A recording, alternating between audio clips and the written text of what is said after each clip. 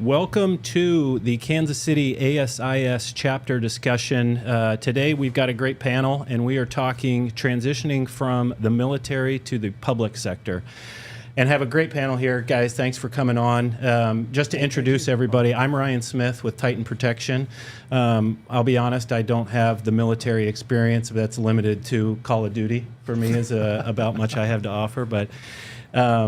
But really just here to moderate and kind of keep this conversation going. We did this once with law enforcement transitioning, and it was very good. And I think we had a lot of questions around what about transitioning from the military side. So thank you guys very much for being here. Thank you. To my left, Joe Kosek is with us. And Joe, you're just a background on you with the U.S. Army from 2001 to just recently, February 2024. So you're in the process of transitioning from the military, and I know you'll bring some great insight to that. But just a couple highlights from your career.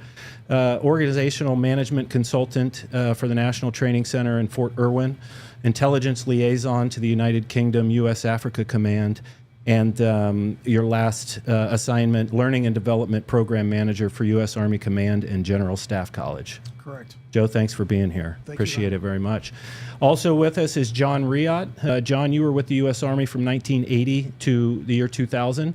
Retired as a master sergeant, maintained a security clearance, secret security clearance, had various consulting and training engagements from 2000 to 2017. Also worked for the Department of Energy from 2010 to 2017 as a senior trainer and instructor for physical security. And you're currently, from 2017 to present, are the data center area manager for physical security for a Fortune 500 company. Yes, sir. Awesome. John, really appreciate it. I know you're going to have a lot of insight for us as well in your role currently. Also with us, Jake Sapp. And Jake, thanks again for being here with us. Some highlights from your career. U.S. Army Reserve from 2001 to 2009, where you were a psychological operations specialist. Also with the Kansas City, Missouri Police Department from 2006 to 2021, where you were a police officer and motorcycle officer. So you've got the law enforcement and the military background. But now you're currently, from 2021 to present, the security supervisor for physical security for also a Fortune 500 company. Yes, sir. Gents, thanks for being here. I know you'll have a lot of insight on this discussion. And kind of what I wanted to start with was maybe just going around the horn, and love to hear your guys' story. You know, what was your military background? What did the transition story look like? And just kind of start it from there. So, Joe, I'll kick it over to you, but thanks again for being with us. All right. Well, Ryan, thank you very much. So my story, I grew up in rural western Pennsylvania, and I think that's what really started me down the Army road. So if you think about it, like, my house was surrounded by the woods on three sides, so I loved, as a little kid, exploring the outdoors. This was the early 80s, so obviously, watching shows like G.I. Joe, movies like Rambo. And my dad had a bunch of friends who were in the Army Reserves that I really, really respected. And I didn't think about how much that foundation would come into play later on. So I grew up in Pennsylvania until late elementary school, and then my parents moved to Fort Worth, Texas, which is kind of what I consider home. For college, I went to the University of Notre Dame, and I did that on an Army ROTC scholarship. When I graduated, I started off as an armor officer, so in charge of tanks, Bradleys, and other wheeled and mechanized vehicles, and held a series of operational management positions. And then after about 3 years, transitioned over to intelligence, because I said, hey, at some point in life, I'm going to have to get a real job. And everybody tells you, if you transition to intelligence, you're going to get this TS clearance, and it's going to open up all kinds of doors for you. And then from there, held a series of successive intelligence and security operations management roles, and then a few other specialized roles that you talked about as well. And then after a number of years, just kind of came to the point where with my personal situation, my family situation, we felt like, hey, this was the right time to transition out of the military. We really liked the Kansas City area and decided that, hey, this is where we're going to call home. I don't want to say permanently, but at least for the foreseeable future. And so that's what really sparked my transition over to the civilian sector. Nice. And if I understand that correctly, that's going on currently. I mean, that started in February, and so you're kind of in that process of interviewing and looking for for the next gig. That is correct. Nice. So I've officially retired at the end of February, placed on retirement rolls 1 March. We're moving into a new house next month, and then continuing to look for the right first post-military opportunity. Nice. Well, definitely want to dig into that a little more and kind of, hear your journey through that and what has worked and what hasn't. But just kind of continuing around the horn here, John, again, thanks for coming on, but love to hear a little bit about your story. Born and raised New Rochelle, New York, so go Yankees. 19 years old, was not invited back to college. Literally was not invited back. And my buddies set up an appointment with an Army recruiter. And he called me up one day and said, hey, are you going to make your appointment today? And I said, what appointment? And I said, well, I'll play your game. So I went there. I still had some brain cells and scored pretty good on most of the tests. And then I went and I joined up. And I remember going home to my mom and saying, Mom, I joined the Army. And she just laughed. She just like, oh, yeah, sure. Okay, right. I said, no, really, I did. I joined the Army, and I'm going to leave for basic in 2 weeks. And I got a $3,000 bonus because I'm in this cohort unit, and I'm leaving 2 weeks. She said, yeah, okay, right. So about 3 days before I left, she's like, are you really joining the Army? I'm like, yeah. So I went. I was at Fort Jackson, South Carolina, and I was in the military 2 weeks, and I realized this is amazing. I love it. I finally found somewhere to channel my screw-upness. And I went to Fort Lewis out in Washington. Was my first duty station. And then I just bumbled and stumbled my way. I went to Europe. Then I went to the 82nd Airborne. I was a reconnaissance instructor there. Then I ended up going to Hawaii. And then I went and became a drill sergeant. Then I went back over to Europe to jump out of planes because I really loved it. I know that strikes people, but I really enjoyed it. And I was with Echo 51st Long Range Reconnaissance Unit, and that was just heaven. And then I ended up going into arms control, going to Russia and all these other countries, looking at weapon systems and platform, and ended up at Fort Drum, New York, so I could be closer to my kids. And I was going to retire out. And I retired out, and part of it, I know what we're going to talk about, is the journey. And I retired in 2000, which it's funny when I'm hearing Joe say, well, I joined in 2001. I was already out a year. You know, and like when he joined up, well, gee, I was already out. So Right. I'm the old fat gray-haired guy now. I'm the guy we used to all laugh at in the office. Now I'm that guy. But I got out, and I really went through a lot of difficult times transitioning. And I know we're going to get into that. But it's like, how do you take this high-performing animal, this stallion, Right. at the time, not looking at me now, I was in a lot better shape. But like, how do you take that and now go run off in this pasture called the civilian world, Right. and fit in now? Right. By the way, fit in, and it was challenging. Right. You know, I did what a lot of people did. I jumped on the first job because I had my kids, I had rent, I had things like that, and over time and learning and stuff like that, I've gotten to where I'm with a pretty good company. Yep. I'm with. Worked my way into global security area manager based upon a lot of experience I had with Department of Energy, learning about systems and performance testing, and I was able to transition my military stuff into that, and then here's where I am now talking to you. Nice. Well, awesome. That's I definitely want to dig in a little bit more because I think that one of the things that comes to mind is that culture shock of the military life to the public life. And I know, and you, I'm sure, have some great insight because you've seen both. I've only seen the law enforcement to the public sector, and so kind of having that with the military side. But Jake, thanks for coming as well. Love to hear a little bit about your story. Well, thank you so much. If I have to clear my throat, Mother Nature's trying to kill me right now. My body's doing the best to survive. But yeah, I really appreciate you letting me come on. I also joined in 01. I was an Air Force brat. You know, we traveled the world. And I knew I was going to join the military. My grandfather had served, my great-grandfather had served, and so I knew there was this proud tradition of service to the Air Force, and so I was going to join the military. And then my dad pushed me to join the Air Force, so I joined the Army because you don't get to tell me what to do, Dad. Right. Did that. Unlike you, I was pretty early on. I was like, this is not what I want to do with my life. You know, I joined to Be All You Can Be back in April '01, and you know, September.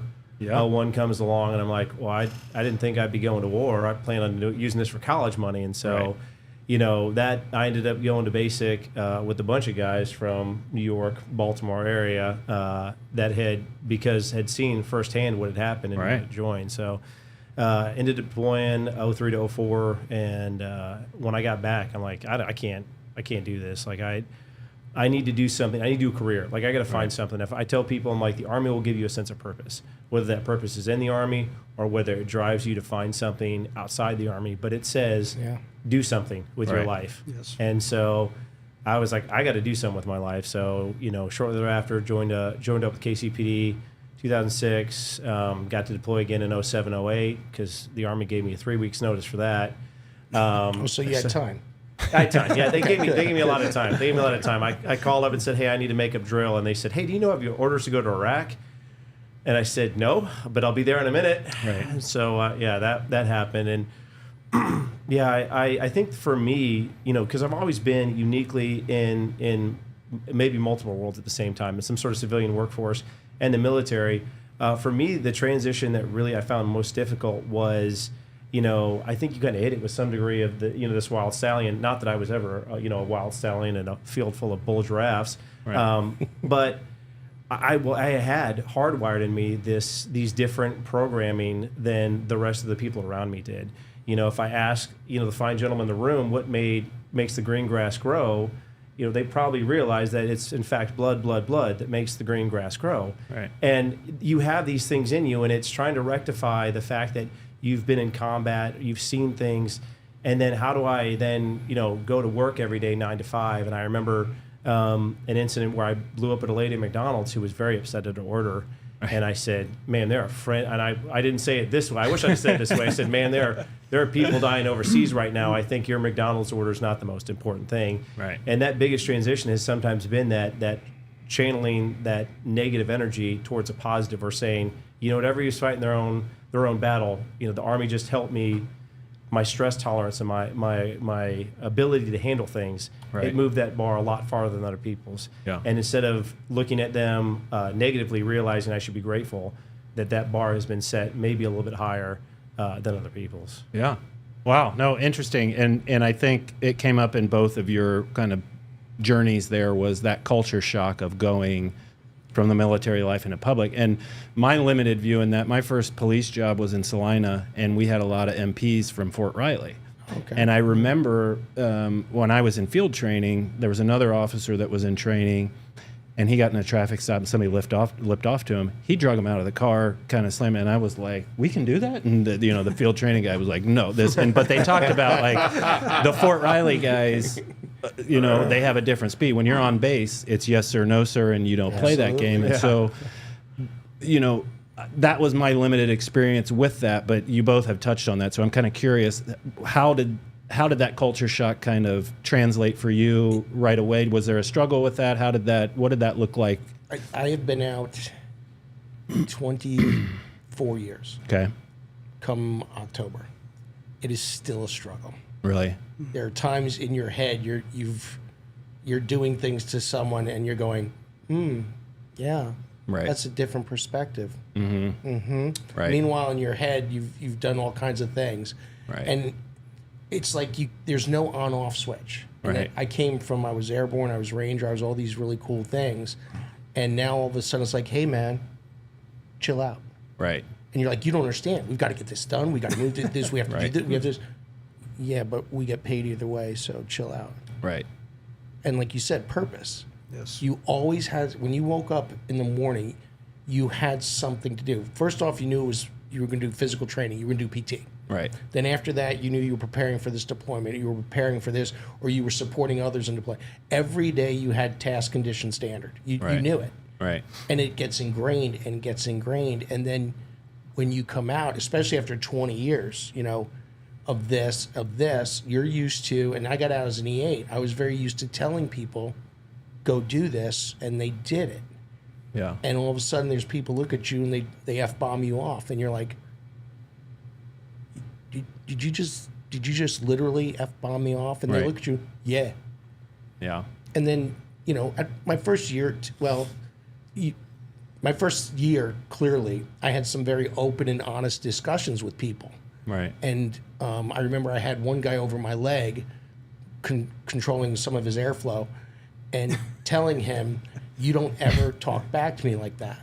Right. You know, and I found out that was wrong. Right. It's kind of like dragging someone out of the car, right? Right. Right. But those are those kind of things, and then you have to really realize you can't do that. Yeah.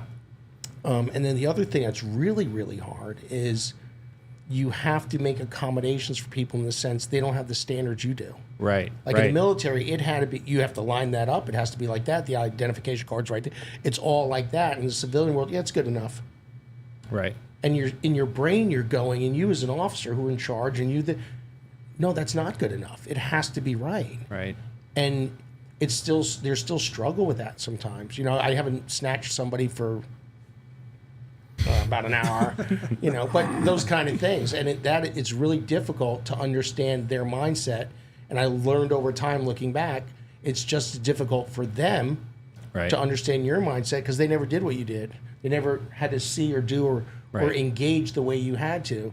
I remember one of my first job interviews, I had no college, nothing. It's just me out of the military.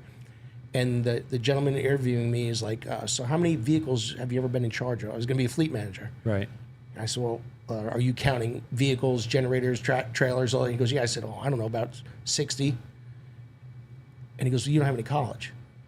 I said, okay. And he goes, well, how many people? So about 100, 120, give or take. And you were in charge of all that. And you go, yeah. But you have no college. Right. And those are those learning points you look back now and go, he was in shock. Right. That here you are and you've been in charge of these things and you don't have any college. And would you say that's a retooling or a regearing of the mentality and the mindset, because you're coming from one thing where you have, I mean, especially being deployed and, you know, seeing the things that you saw, and then coming to the perspectives, and you nailed it when you said your perspective's different, you know, than somebody else that you're working with. But I mean, does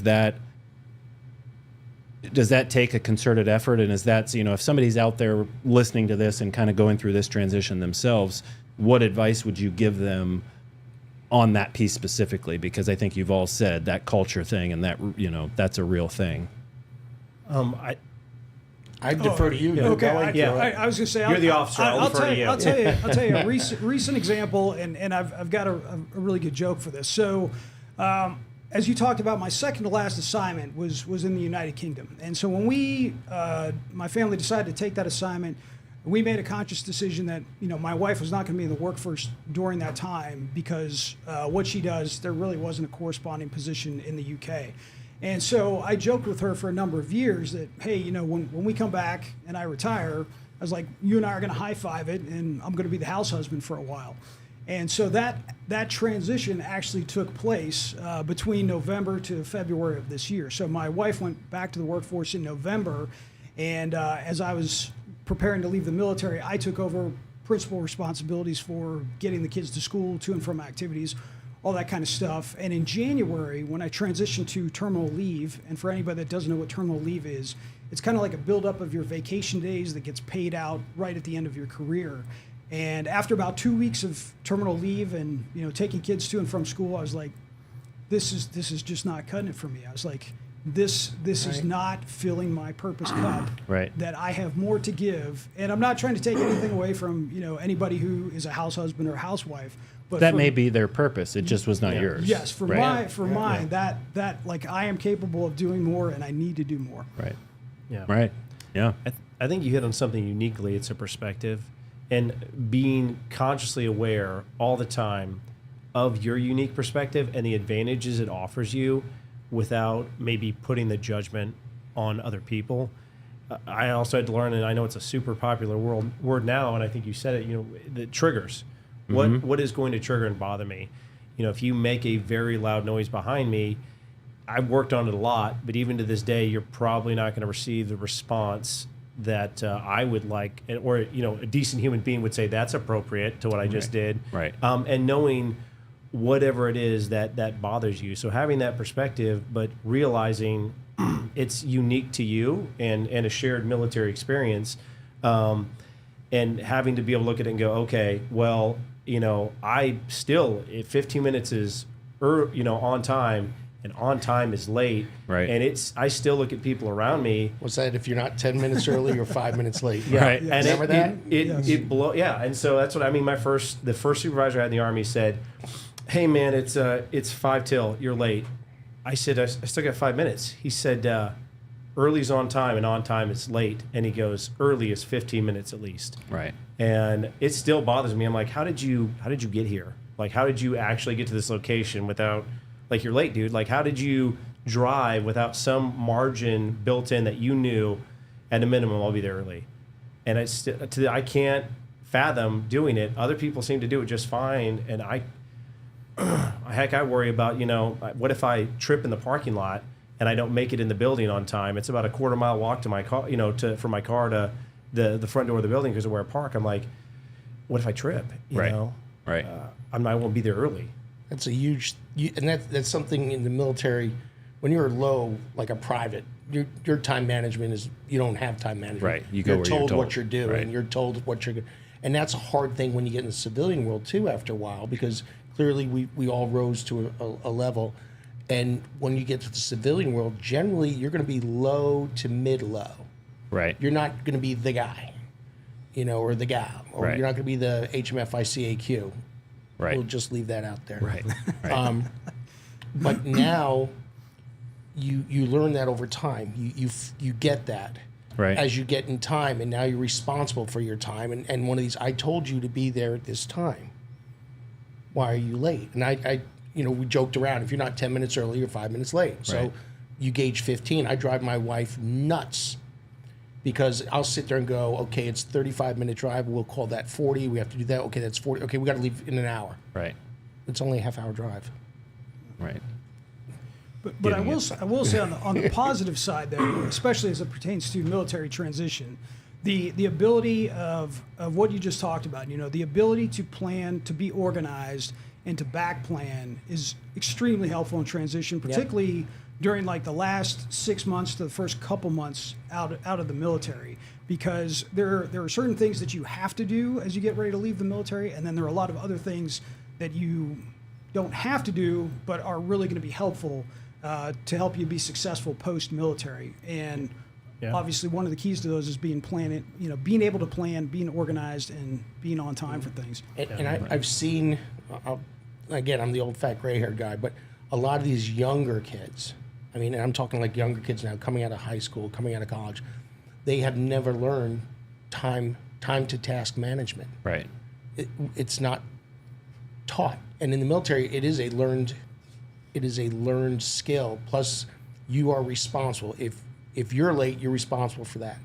And the military is really good at immediately corrective act, or they used to be when I was in. Right. And if you were late, you are embarrassing your command. Right. Right. And that was just in the 1980s. That was not a good thing to do, because when it was over, all you see the whole time is your sergeant just staring at you, seething. going, when these people leave the room, Right. and you're like, can we just extend this meeting like for about 5 years, Right. And you learn that you are responsible for not just for time management, but also for your actions. Sure. And then as you go up, I'm responsible for my team. Right. I have to plan to make sure my team gets, my platoon, my company, my group, all those. You are you learn that, and a lot of times transition in the civilian world, who's responsible, who's in charge, Right. and it's like with my position, I'll go and we have a gate and there's 2 guards there, and I'll go, who's in charge? They stare at each other. They stare at each other, and I had one guard said, well, why is that, Mr. Riotte? I said, well, I want to give him $100. And they're like, oh. I said, somebody is always in charge. And that's another thing in the military. Someone's always in charge. There is a succession of command, a succession of responsibility. And that is hard to transition in the civilian world until you Right. understand they have the same, but it's a different dynamic, It's a right? different deal. Exactly. Well, and one of the things I forgot to mention that I want to tell for those that are out there watching now, we are monitoring the chat. So if anybody has questions, feel free to throw them in there, and I'll throw them out to the group as we get going. One of the things that I wanted to hear kind of from everybody was, what was the preparation like from your military life into, and how did you or did you not prepare for that to go out and interview, and what sort of steps did you take? And what did you learn from that, or what kind of advice could you give folks out there that are listening that are preparing for that transition that can help them, be successful? I'll start with you, Joe. Okay. Well, I'll tell you, one of the things I'll talk about is the triad, because if you talk to transitioning veterans, and that's one of the first things I would advise people to do is, as you get ready to leave the military, find people that you know who have transitioned in the last 3 years, because their information is fresh. They've got scar tissue from their experiences, and they're more than willing, in most cases, to pass that knowledge on to you. But one of the first things that they'll usually talk about is what I call the triad. So they'll ask you, okay, where do you want to live? What do you want to do, or who do you want to work for, and how much money do you need to make? And so and a lot of people will tell you, like, hey, if you're getting 2 out of the 3 of those, then you're doing pretty well. It's very hard to get all 3 right out of the gate, but that's one of the first things that they'll talk about. So I think, talking to people, figuring out the triad, finding a good company to work for where you can start out. And another one that I'll talk about real quick is finding a place to live, because I know on a lot of the the veteran forums on social media that I see, that's a big question for a lot of people is, where do we want to live? And if we were all sitting around this room, say 4 years ago, what I would have told you is, the only state that my wife and I mutually agreed upon was Colorado. And so when I retired, I thought the decision was going to be, are we going to move to Colorado Springs, or are we going to move to Denver? And what changed it for us was we went out there, I think it was Labor Day weekend of 2021, and we found out that the Colorado Springs that we lived in from 2011 to 2015 was not the same Colorado Springs as today. No. Yes. A few more homeless people? Well, there's that, but then I learned to hate the term explosive growth. Okay. And so, we saw how much Colorado Springs had changed in just the 6 years we'd been gone, and we didn't like what it was today.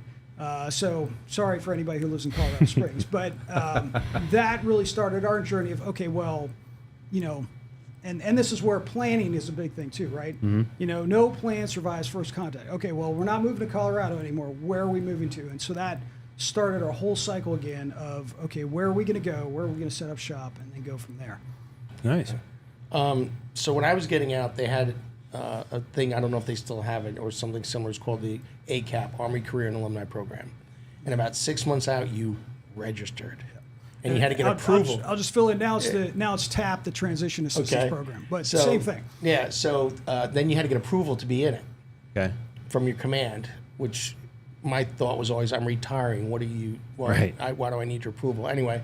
And they went through there, and they had people from New York Department of Labor, because I was up at Fort Drum, and they were going through things. And I remember the one guy, I forget his name, but he always wore flannel shirts, and he said, Sergeant, can I talk with you? And I'm like, yeah. He goes, you're going to have a lot of problems. And I'm like, well, what do you mean? I'm Master Sergeant Riotte. Right. Have you seen my uniform? I'm going to have problems. And he's like, you're doing everything right. He said, you're going to have problems. And he said, it's not going to be you. It's going to be them. He said, but you're going to have a lot of tough times adjusting. I'm like, all right. He was so spot on, because the first year, it's like, and then I realized I was the problem. Right. I'm leaving at the top of my game.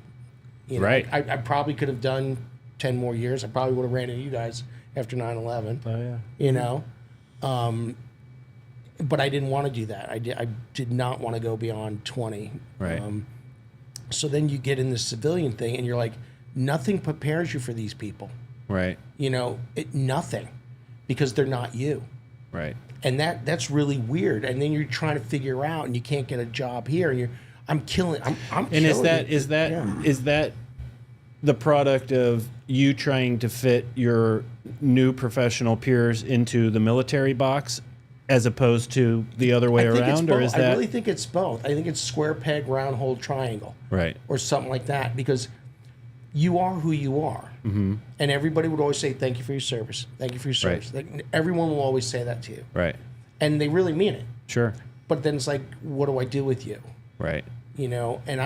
one of my first jobs, I worked for a company in New York City, and myself and HR had a lot of open and honest conversations, and then I went through. I fortunately I always bumbled and stumbled up.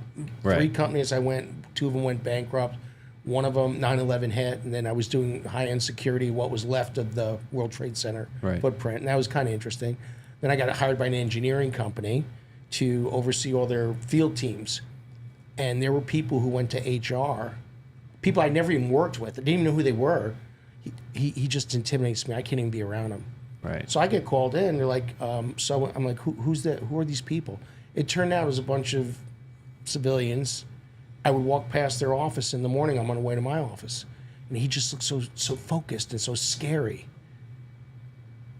Well, yeah, that's my job. I'm supposed to be focused, not the scary part, although perversely it's fun. Right. But these were the things that I really struggled with.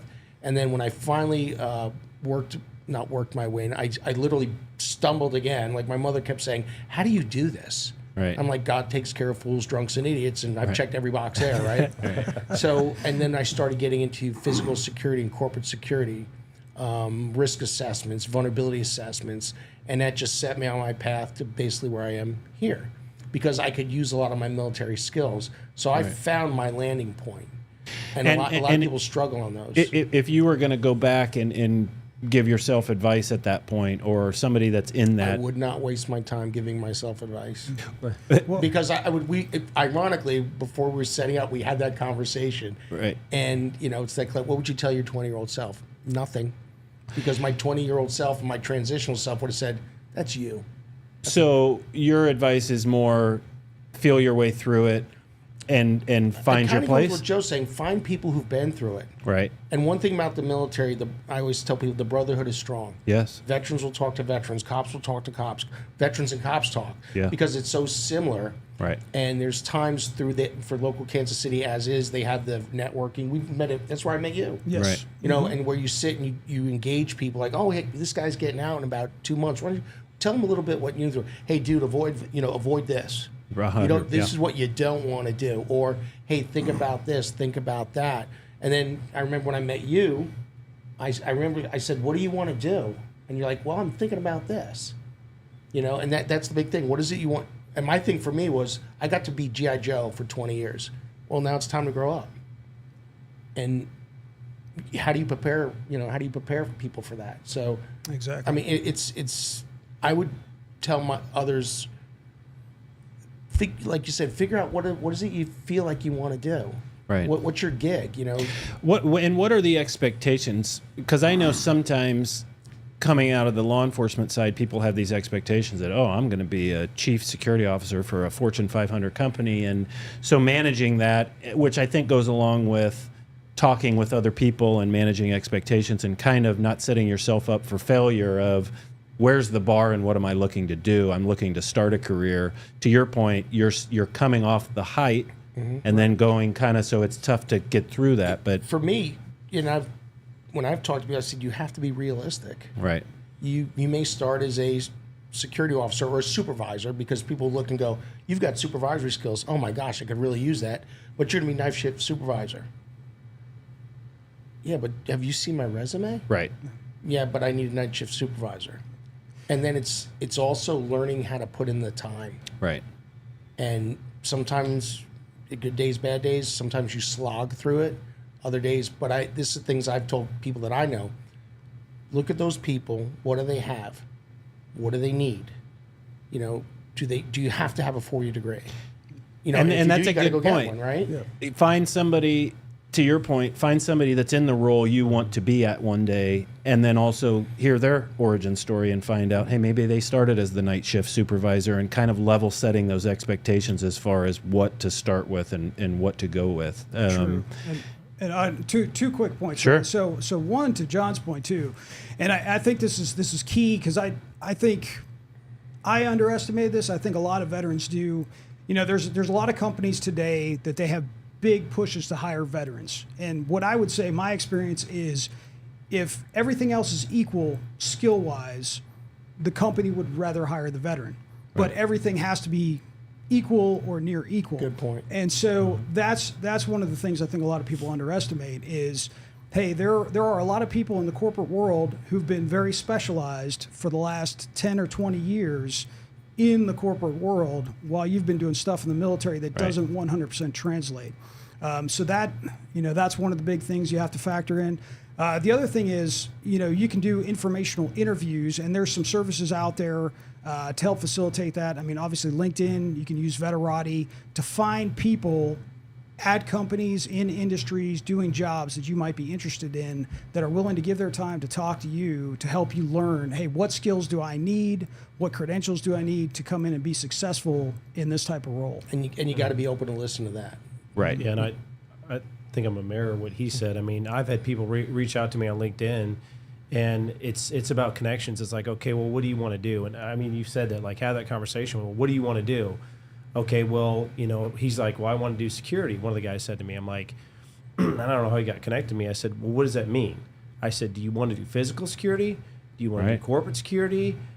Technical security? I said, heck, do you even mean compliance? I said, because in my role and in a lot of places, compliance falls under, if you want to do contracting, compliance falls under security. I'm like, so what is it you're wanting to do? And he's like, I think I want to do corporate security. So I was like, heck, I'll reach out to Terry. Like, here's the guy you want to talk to. And it's being able to make those connections. And a piece of advice I would give to a younger version, not of me, we had that conversation, I wouldn't listen, but a younger person, getting transitioned out, or even anyone, is just be prepared to fail. I mean, you kind of touched on it. If everything's equal, but you got to have a resume that'll work, get you in the door. You got an interview that will work there, and then not just be on the skills. Sometimes it's the popularity contest. Yeah. And they already have somebody in mind, or they have a particular mold that they're thinking of, and you don't fit it. And so don't get downtrodden. I mean, we failed a lot in the military. Just take that mentality and use it to make yourself successful. Right, make it stronger. And that piece too, I think, is a big one. And a lot of that popularity contest may come down to those people who have put the work into network and make themselves known and kind of know that. I just wanted to throw out there the ASIS thing because, one, we've seen a lot of activity lately in the chapter around this subject, whether it be law enforcement, military, that type of thing. And so I think there's a lot of folks that are looking for this type of thing and coming to the event. So I know Terry and Jared Oakton and Mike Benton and all those folks have done a really great job of kind of fostering this chapter.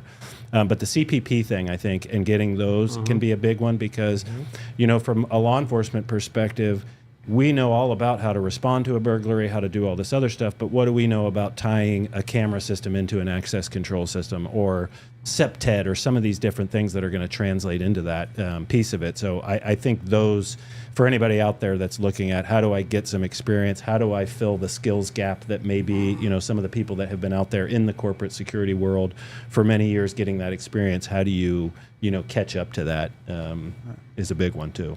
I was going to say, Ryan, one thing I was going to add kind of to Jake's point too about, being okay to fail initially.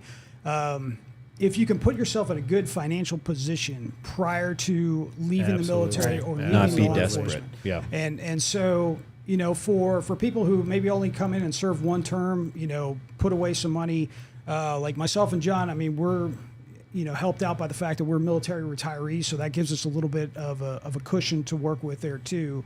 So depending upon where you're coming from, you may be at a different place, but the better financial situation you can put yourself in prior to transitioning out, the more you're setting the foundation for future success.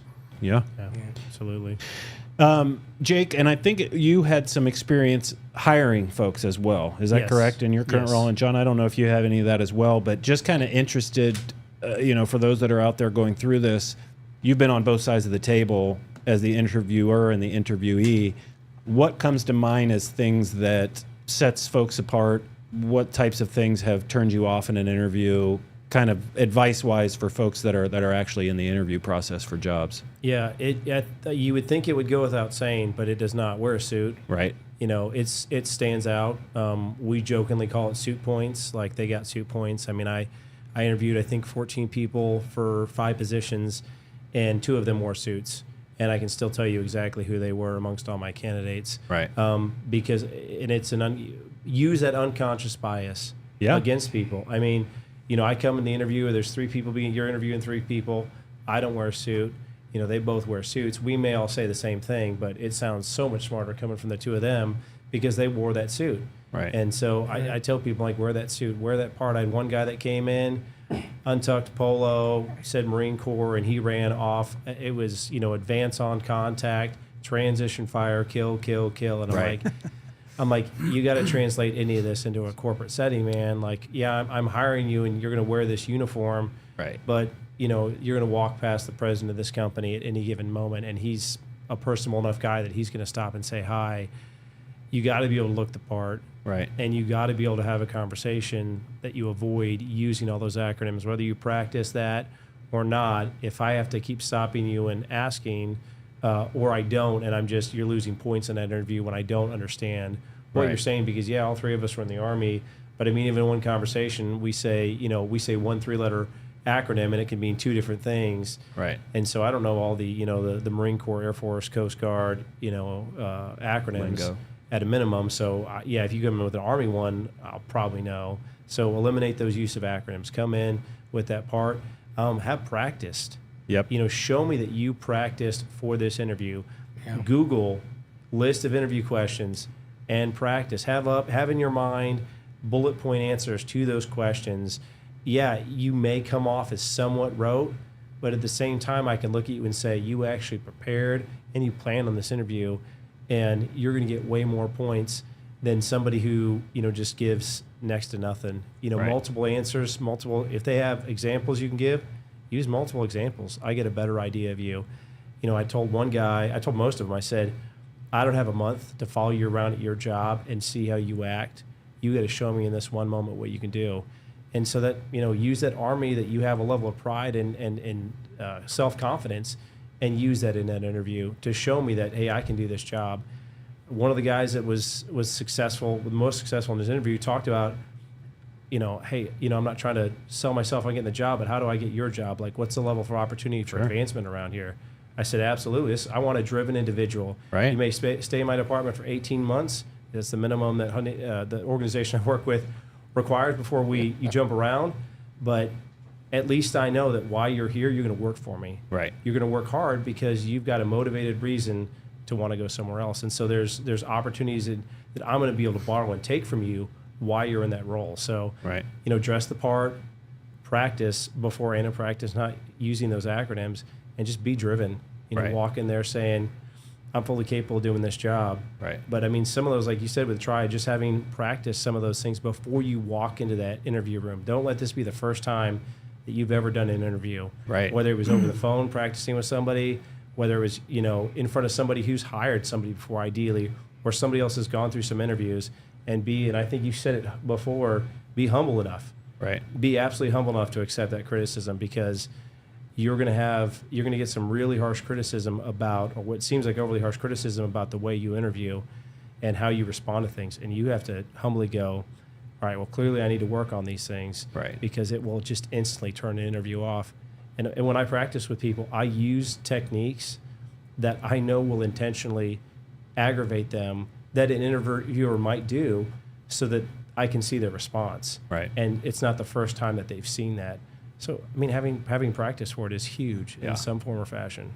And I think that goes back to that discussion of talking to people who have been through that and finding out what kind of questions were they asking, and how do you, we get that a lot too, where people are preparing for job interviews with police departments and whatnot, and we'll do mock interviews, and that's so helpful to kind of go through that. But I also agree with, show me you really want it, and it's not just I'm checking boxes and I'm going through and I'm going, give me a reason why, this is something that excites you or gives you that purpose. And that's a lot of what I think both sides need in that conversation, is it's a fit if you're giving that piece to them. Yeah, I can. Correct. I mean, and it's like you said, like the veteran thing. It's like I can find probably 20 people to fill this role that'll shine a seat, but we kept taking resumes at 50 people. So you're gonna have to show me you want this job.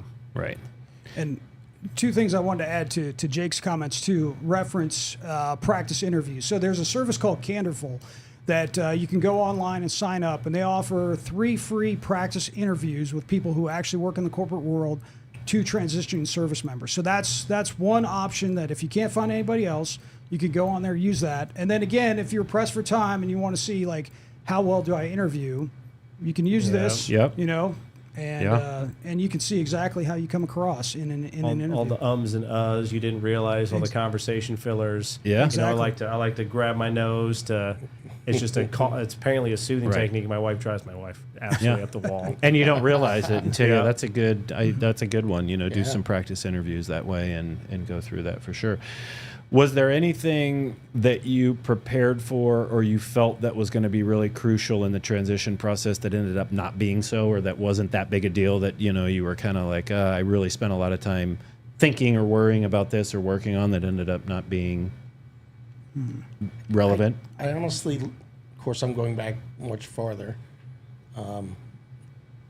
No, I can't, because I think part of it was I thought I was better than I was, and So you had a high confidence level. I learned, or I thought I learned, Right. you know, that I could read a job and go, yeah, that's my job. I got that job.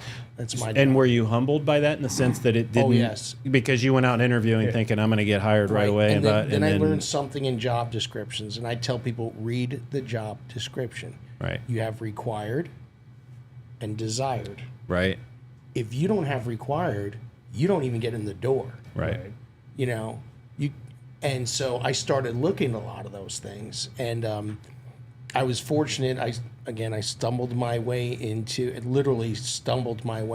a job being a marksmanship instructor with the company, and we traveled all over the United States teaching the reserves and the Guard. We went over to train some foreign governments and other things like that. And I remember looking at all these jobs. Everybody got to have a 4-year degree. I only had an associate's, and that is only because they put all your military schools into the magic machine. Right. They spit it out and go, hey, if you take a math class, you're going to get an associate's. All right. And I'm Right. taking a math class. Right, yeah. Check me out. I got an associate's, you know, and you think that's something. Right. And then I remember we were down in Florida, and we were all sitting around the table. We just finished training the Guard down in Tampa, and I remember sitting going, yeah, I got to get that 4-year degree. And a buddy sitting right there slams his hand on a table and says, he basically said, shut up. You've been saying this for 4 months. Right. Get off your big fat wide and get your fucking degree, Right. so we don't have to hear this anymore. Right. I was like, well, that's not nice. So did But you? I did. Okay. That night, I went and I started looking things up, and because I was traveling, I went to an online college. And if I tell anybody, if you do that, make sure they're accredited. Right. Yeah. Make sure Right. they're accredited. And I contacted them, and I got my 4-year degree, Right. and I put that on my resume. Now I got a 4-year degree. You know, I'm somebody now. Check this Right. out. You know. Right. And then things just weren't moving, and then my college loans became due. Right. So I called my counselor. I'm like, I got a little problem here. Johnny's not going to be able to pay. Right. And she said, well, if you go for a master's, you don't have to pay. Well, they left out the part, oh, yes, you do. Right. You don't have to pay now. You have to pay now. Yeah. So I said, well, what's the closest one? And she told me what it was. I said, well, put me in, coach. I'm ready for that one. So I went and got my master's. And then I put that down. And once I got that, started hitting, because then I had the required. Right. I had above and beyond. Then I had some more experience. And that's the other thing, too, is gaining that experience. Because when they say 3 to 5 years of experience, some places, depending upon that job, they really mean that. Right. Yeah. Plus a minimum 4-year degree, plus these, and you start going down that line. Well, if you can check off those boxes and go, I got all the required. Right. I'm going to apply for this job.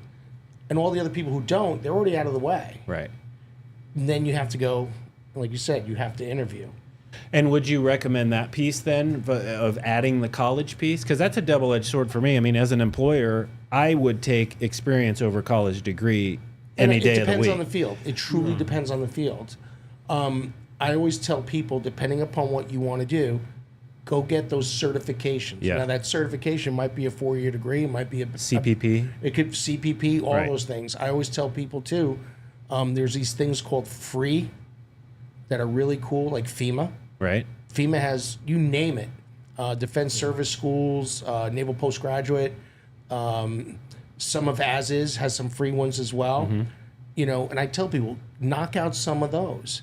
because I got the professional series in FEMA. It was all free. I just had to give up some time. Right. You know, so I tell people if you really, depending upon the path you want, if you're going to be in corporate security, CPP is almost near absolute. Right. You know, and now I think ASIS has the APP. Is it? I'm sorry, I don't. It's an easier one, not easier. It's a lower level, but it's generally easier for people to acquire. Right. Stepping to CPP. Right. But people within the security world know CPP. Right. You have a CPP. Right. And like you look at Terry, he's got all those letters after. Terry Owens got all the letters after his name. Yeah. Right. I personally think he made half of them up because I don't know what they mean. But I would that's agree Terry. with you. But those kind of things. Again, if that's what you need to get, Right. it's like in the military. What did you need to get promoted? What did you need to get promoted? Well, I've been here 8 years. I'm Right. still this. But you don't have the schools to get to the move. So Well, and a lot of that's just to get you a seat at the table to get interviewed, right? that's the that's key part. Can right, you get through the door? Right. You know, I was going to say, Ryan, I'm going to go back to your original question real quick. And what I would say, there's a tendency with a lot of folks in the military to really want to work like all the way up almost until it's time to transition. And so what I found, I don't know if there's anything I've done that I thought was a waste, but what I would advise most people is whatever time you think it's going to take to prepare to transition, back that off, add probably 6 months or more. Right. Like if you think you're going to go into your final 6 months of military service and you're going to be good to go on that final day, day 180, you're probably setting yourself up for failure or setting yourself up for a very difficult road ahead. Right. Well, and a lot of that too, you know, the PTSD thing, you guys are jumping out of airplanes and doing all sorts of different stuff. And, you know, I heard one military person say, if you don't find something that kind of blows your hair back, you can struggle a little bit because when you get into this public sector world, it's not jumping out of airplanes and everything else. So how do you keep that, you know, kind of going? And on that question too, and just for a heads up, we have about 8 minutes left. And if anybody's got any questions out there, a couple people, Logan Rivers had jumped in and said there were some organizations that offer veterans internship programs. Amazon's one of those. And for all roles for veterans, not just security or LP. So that's a great point too, that this your transition doesn't necessarily have to be in security. You know, there's plenty of other things that may not be related to that goes on to that. Right. I mean, in the military, you're a young E5 or E6 or a brand new lieutenant or something, and all of a sudden you got to do a full convoy operation, movement, and all that. Make sure everybody's in the vehicles. Everybody got the water cans, the fuel cans, the MREs. Everybody's got their basic ammo load. That's people don't realize that's project management. Right. And everybody has to be lined up at this time, and we all at 0800. No, who left at 08? 0300. You know, these vehicles have to go, and they got to do this, and you have to figure out the map routes and all that. That's management. Right. That's time to task, to backwards planning, reverse planning, all that stuff. And there's not one course that I'm really aware of in the civilian world that can match that. Right. Because you're doing it all literally on the fly. Right. And you're learning, and that's one thing about the military, and I believe with the piece, mentoring. Yeah. Mentoring Yes. and understanding. Yeah. You know, I was very lucky. When I first came in, I was a E1 private 3 times. Okay. I had some issues. I'm shocked. Yeah, most people are, right? But I finally had someone mentor me. And after that moment, my career really took off and did well. And I think that's part of, as people transition, people like us, mentoring them through it. Right. And mentoring in the military, mentoring in the corporate world, because that's a big thing. Do we really build? Right. And it doesn't, like you said, it doesn't have to be corporate security. It's just mentoring you, I guess mentoring you as a person, mentoring you as someone who needs guidance and advice and says, hey man, chill out, relax. Right. I know because it's happening to you, it sucks, but I've been there, you know? And that's, I think, what has come up as a reoccurring theme is the networking and the, you know, talking to people. Because I can imagine, too, as you think back to that transition, you're going to something that you were very comfortable in to something you were very uncomfortable in. And I think people that have been away from that for a while can look back and remember that, and maybe that helps them to mentor and, you know, talk with some other people. I think so. Are there folks that you know of personally that struggle with that transition or have? And I ask that question more so like, is there anything, I'm trying to give folks out there that are listening kind of some things, some do's and some don'ts. Like, is there something that, you know, this person set their bar too high and they came crashing down and they just never recovered? Or is there anybody that sticks out to where you've had friends or buddies or people that you know of that have really struggled with this transition? I would say that everybody struggles. Right. Like everybody's on the struggle bus. But as far as like what size the bus is and what seats you have on the bus, like that varies a little bit. I think the closer you get to transition without preparing, I think that can cause you to struggle. And there can be situational issues. Like I've got a friend who, you know, he was on the path to retirement and then got put up for a med board. And by being put up for the med board, all of a sudden, instead of him being in control of his transition out of the military, now it goes to the military's control. And instead of him being able to plan, like, hey, this is what I need to do here, here, and here, he was very focused on that medical board and the results of that medical board. So that really kind of derailed his planned timeline. So there are situational issues like that that do pertain to some people that can cause additional challenge beyond just the normal challenges of transition. Sure. I think of, and this is kind of in a joking manner, like we train a bunch of barely functional psychopaths, and and then enter the work. Yeah, I know. Work, and then enter into the workforce. But I say all that to say, like, as a joking way, it's like whatever issues you're dealing with in the Army, there's more grace in the military than there will be in the corporate setting. Yeah. They're going to give you a level of grace because you're a veteran. They know you're transitioning.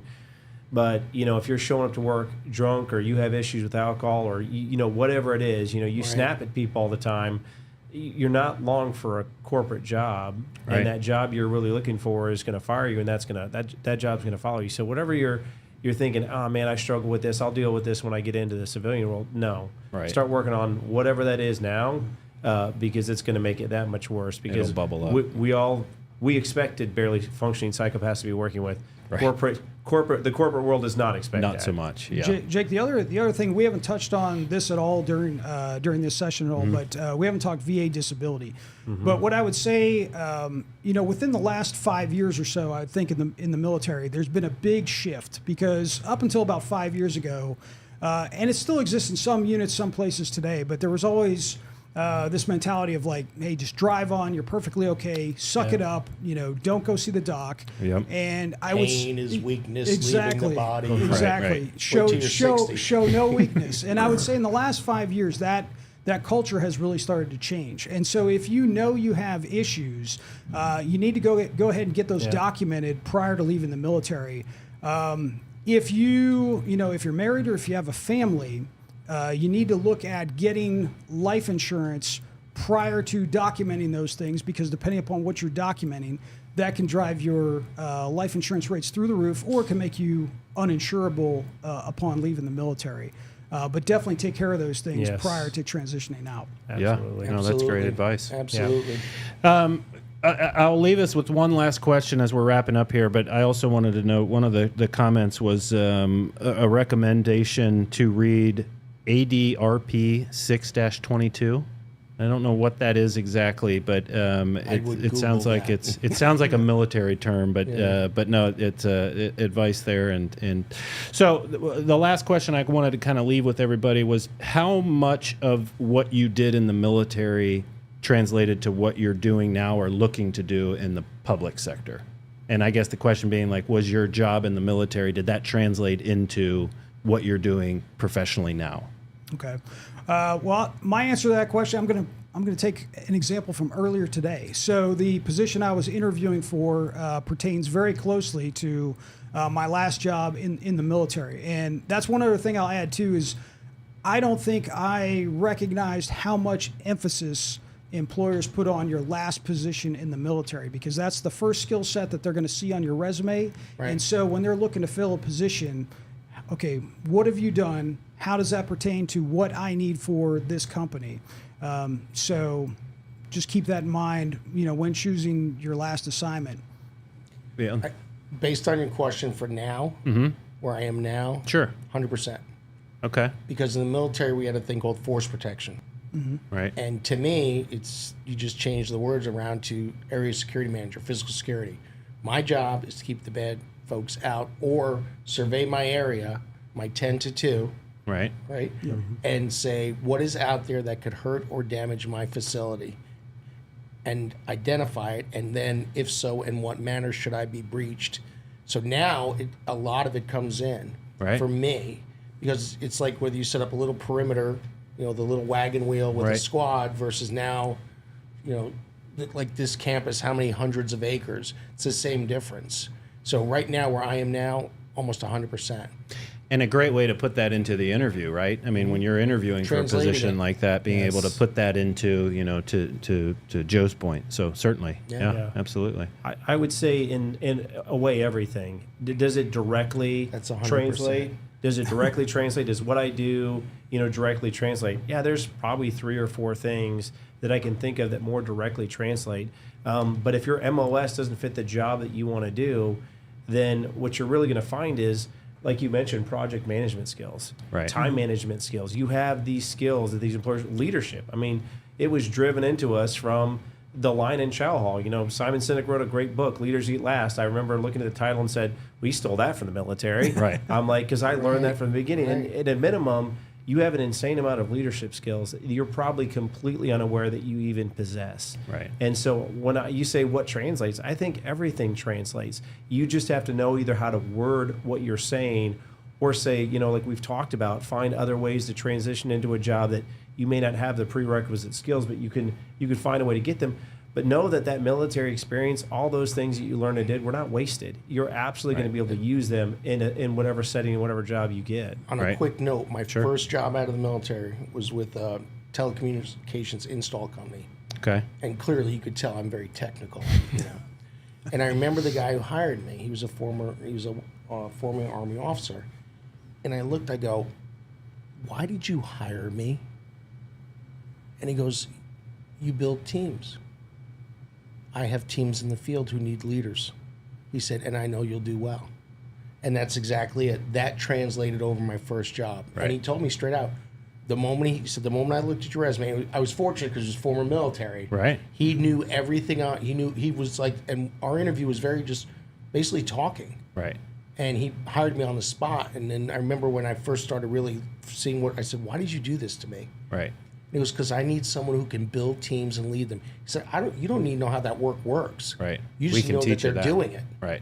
And that was like that direct translation over, right? And that just triggered a thing for me. So Well, that's a thank you. great point, because I mean, that comes back to the college versus life experience, and there's a lot of employers that I think would favor that type of experience, and so it may not, in your head or at first glance, translate right into skill for skill at the job, but how you can articulate that in an interview process and use some of those things, I think are think great. so. Well, gentlemen, I really appreciate you being here. I don't think we have any other comments other than my daughter, Georgia. Hey, honey. But really appreciate you all coming on. Any final words or pieces of advice for folks that might be out there going through this process now? I would just say start early, and don't be afraid to reach out. The last 2 things I'll say. Number 1, okay, you matter, because there are some people out there probably listening to this, some of whom are struggling more so than others. Okay, you matter. We do have a big problem with veteran suicide, so you matter. Agreed. And the other thing is, don't be afraid to reach out. Okay, don't be afraid to reach out. Huge. And the more specific you can be with your ask, the more people can help you. Very well said. From the old fat gray hard guy, it took me years. It's a process, and that means it takes time. And like you said, reach out to people and ask them. If you have a local ASIS chapter, reach out to them. You don't have to join right away. The other veterans groups, things like that, where you can. Even the VA has groups that can help you if you are in a struggle, because it is initially you trying to adapt to them. Right. And they don't have to adapt to you. Right. It's getting to that point where you know the fluidity of it and can link it together. So it's a process. It takes a while. Be patient. Yes, exactly. It's like, if you're going to bake a cake and it says 40 minutes, Right. guess what? Right. 40 minutes. Right. You may want that cake now, but it takes that time. And it's like, don't quit on you. You know who you are. You know what you're capable of. Don't sell that short, but learn how to sell that. That Well was good. said. That was good. You like That was really That good. was pretty That good. was really I like good. that. Yeah. We'll make that a That's bumper T-shirt. sticker or Yeah. T-shirt. Yeah. Yeah, well, Well done. that was going to be my comment. Not to take Well, I it like from the you guys. I like the psychopath one. Yeah, well, Personally. barely functioning psychopath. Yeah. So, Right. no, fail forward. Like, you're going to fail. Like, everything in life, this is new. Right. Fail forward. And what I mean by that is that great Winston Churchill quote, success is the ability to go from one failure to another without loss of enthusiasm. Yeah. Realizing that you're not going to get that job probably right away, or the second, or the third. And you're going to see a lot of, I didn't get the job emails that was, some corporations said thanks, but no thanks. And you go, but I do matter. And it's Right. absolutely true. And I have all these things, and that self-doubt starts to creep in. Don't. Just fail forward. Okay, I didn't get that one. All right, what's the next one look like? Let's prep for that one. What did I learn in that interview from that last one? I'm going to take with this Excellent one. point. What I learned from that. Yeah. I had somebody look at my resume. What do they say? I could do better. Right. If you feel so bold and they're so inclined at the end of the interview, if there's time, ask the interviewer, hey, Yeah. is there anything that I could have done better? I'm a transitioning veteran. Oh. I'm trying to learn. I'm trying to improve myself. This is new to me. Yeah. This is new to me. What can I do? Well, a lot of corporations, I can't tell you anything until you ask the question. Right. And once you ask the question, well, you've given me license to be able to say it, but I can't give you that advice until Right. you say, hey, You have to what could open I have the done door. better? Oh, okay. Well, now I'm legally allowed to actually answer that And question. you got to be open to that. Yes. You have to be open. You got to be open yourself that when they go, when you walked in, I was going to run in the corner. Right. Well, why? Right. Yeah. Why? Right. That's why. Right. And I think that's a great point. If you have an opportunity to say, hey, I am transitioning. I'm trying to, this is new to me. Can you give me some pointers? What Yeah. are some of the things am I dressed appropriately? Right. Like you said, what are some of the things? And most people I've learned, they'll tell you. Oh, but and don't means- don't take it as they're tearing you down. They're Right. doing- You ask for it, but be open to that feedback and go, thank you. Right. And what you've also shown them is You're this interested. this guy's asking questions. He's willing Right. to learn.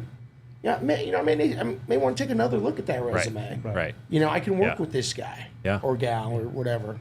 And I was Very gonna well said. Go I was ahead. gonna say, Ryan, one thing I was going to say too for any advocates out there that are listening to the program is, in my opinion, one of the worst things you can say to a veteran is it will all be okay in the end. Okay, because understand that the person that you are looking at, that you're talking to, is probably going through one of the most stressful, if not the most stressful period of their entire life. And so, much better questions to ask are, how can I help? What resources can I connect you to? What help do you need from me? Yeah. Yeah. Yeah. Very well said. Well, gentlemen, thank you again. Lots of good pieces of information for folks that are out there going through Thanks for this. So I having me. can't thank you enough Thank for you so coming much. on. And if anybody out there has any further questions, feel free, reach out on LinkedIn. Comments, we're happy to help, and I know the ASIS chapter is really good for this type of thing as well, for networking and these types of things. So, Yeah. with that, thank you again. Thank you. Thank you. Thank you so Appreciate much. it. Thanks. Thank you. See ya.